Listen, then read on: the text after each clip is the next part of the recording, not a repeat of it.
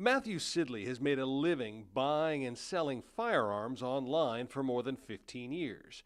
So he knows what to look for, or so he thought. He was asking the right questions the whole time, and he was asking me for all the proper documentation, so it seemed legitimate. They agreed on a price and moved forward. And he's one of the first people I've ever had request payment with tracking. So Matthew sent money orders for the fee, but no item ever came. I was sending him emails and getting no response after the second day of the payment going out. Postal inspectors discovered the seller was tracking the payments to an address where he could pick up the mail. It was the most painful $2,200 I've ever lost, for sure.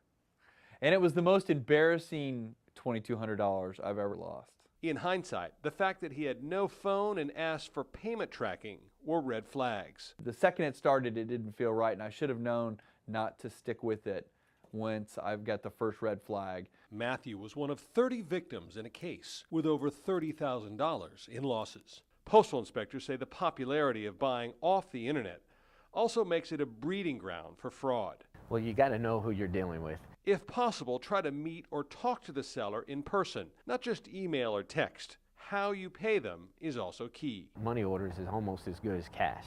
As soon as if that name's on that money order, that person can cash it and you can't get it back. You know, it's not like a check, you know, the bank's not gonna reimburse you. A lesson Matthew has certainly learned. You cannot just wing it and expect it to be okay. You've got to do your homework or you're gonna get burned at some point.